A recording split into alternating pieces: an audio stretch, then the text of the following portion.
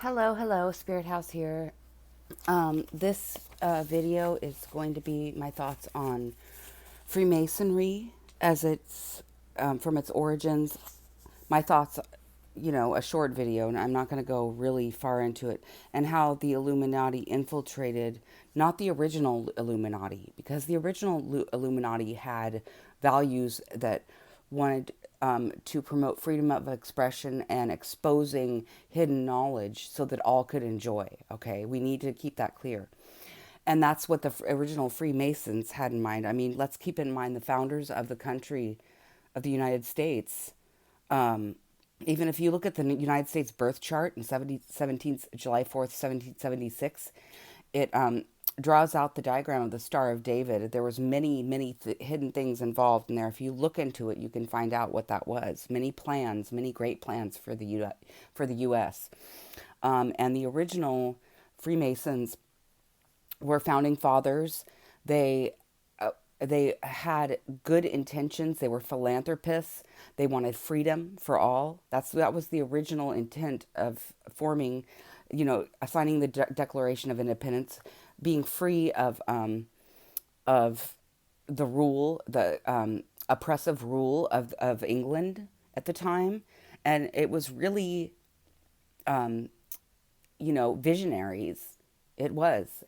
And there may still be some Freemasonry organizations that have the original view and are true philanthropists.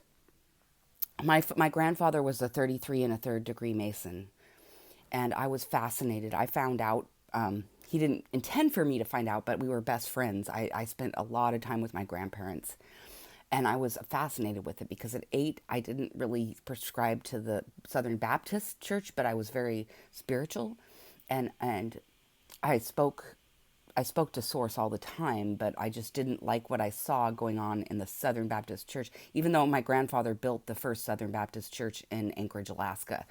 I still, I kind of left the church, but I still spent a lot of time with my grandparents. They respected my, decision. They were just happy to spend time with me, even if they didn't agree with everything.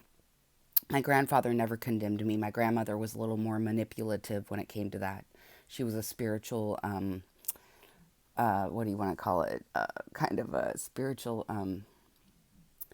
I can't think of the word right now, but she would bribe people, into going to church in my family.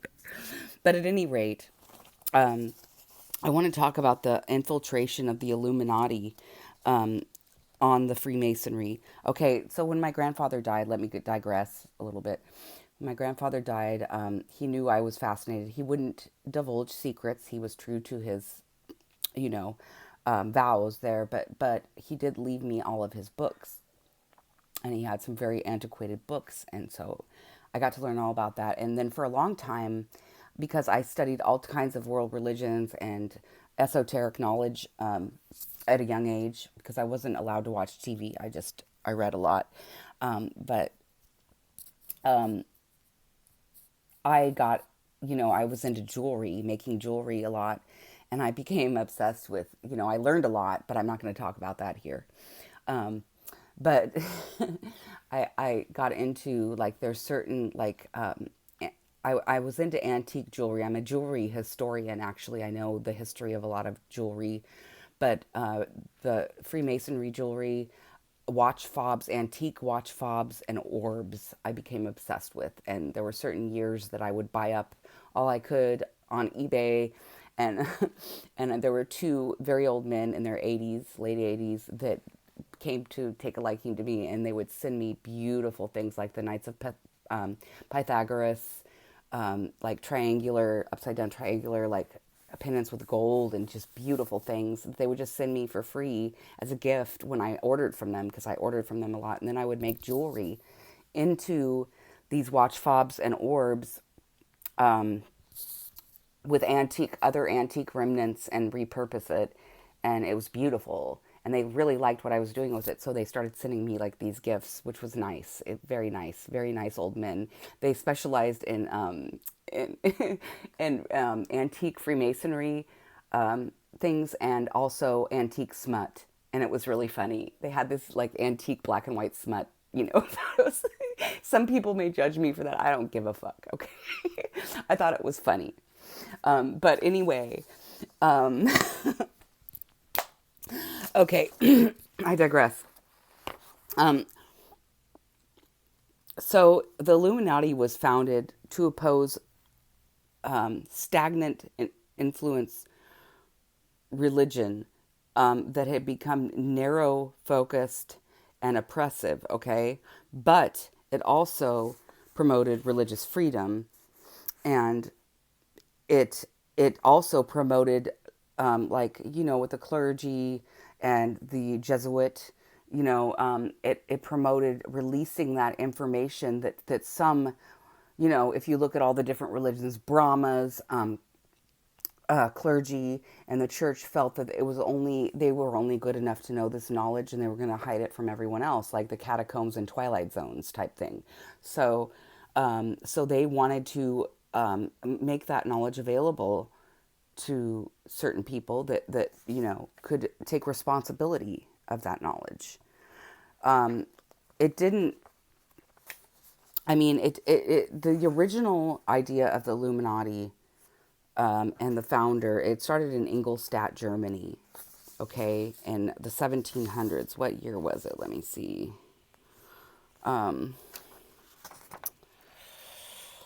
Oh, I forgot. May 1st, 76 by Adam Weishaupt, a professor of law at the University of Ingolstadt in Germany. He founded the Order of the Illuminati. And here I quote, a secret organization formed to oppose religious influence on society and the abuse of power by the state by fostering a safe space for critique, debate, and free speech. Okay, so the religious influence on society, it's talking about organized religions. And I don't know, I'm not going to sit here and judge, that part. Because organized religions have corruption in their very roots, okay? That's what I believe. I don't have any problem with church. I understand why people want to go to church for fellowship, but really, your spirituality is between you and source, and you have to go within to find that, and your ancestors and the angels. You do not have to have a middleman, but if you want fellowship, that's great. Just, there's a lot of people and religious leaders that are the exact opposite. It's like the biggest blasphemy in the world. They're sitting there under a cover of an organization or a 501c3, and they're doing the devil's work. Basically, they're doing satanic rituals or whatever. Okay, and that's what the Illuminati today has become. There's this, plus there's been scammers that go under the name that have, you know, it's just become something really like the opposite of what it was supposed to be. I mean, sacrificial rites and things like that. And it's like, oh, join us and you can get wealth and this and that and all these false promises that are bullshit. And it's basically just so you can sell your soul to the devil. But that's not always what it was. And especially the original Freemasons. Like my grandfather was old school. He was a good person. He was very intelligent. He built a legacy.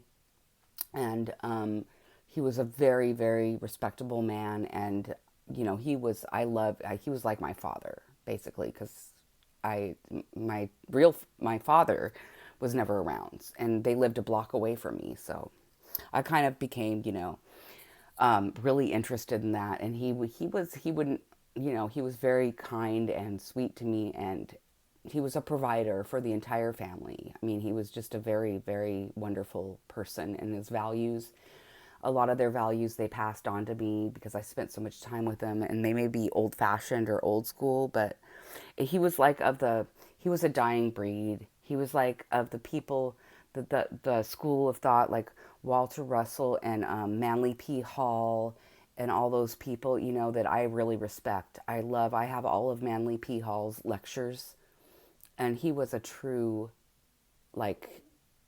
genuine leader, okay, in my opinion. Okay, everyone's entitled to their opinions, but, Rudolf Steiner, Helena Blavatsky, I've studied a lot.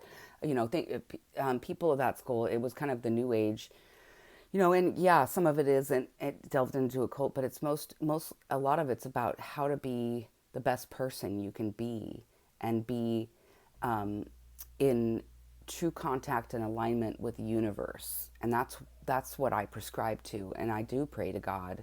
And I do have angels. I have a starseed family. I have ancestors. I have ascended masters that I learn from all the time. And I'm forever, eternally grateful to to my spirit family.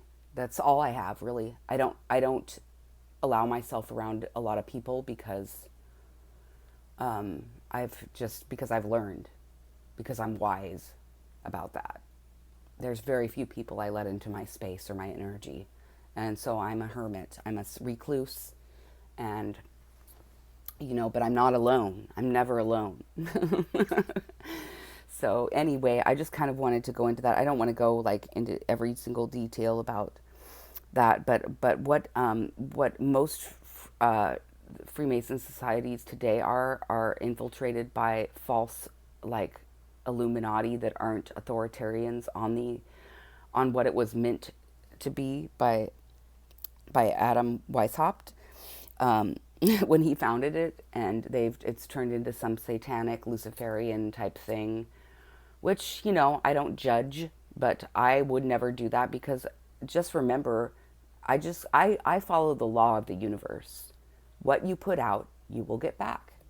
It's simple. It's not hard to understand. Whatever you put out there, whatever you project, whatever you try to help or harm will come back to you. It may not come back immediately, because what happens in the spiritual realm takes a while to manifest in the physical realm, but mark my words, it will come back to you. And if it's revoked or returned to sender like I do, it's tenfold of whatever you put out there. So just, you know, that's not hard to understand. If you follow life, if you know nothing else and you follow those guidelines, and you do what you feel is right, then that's, you know, you'll be fine. Otherwise, you'll go through hell, literally, or purgatory, and that's what I believe. So, at any rate, that's just a little rant and a little more information I wanted to put out there. Anyway, I hope you guys have a wonderful day. I love you, and I'll talk to you in my next video. Okay.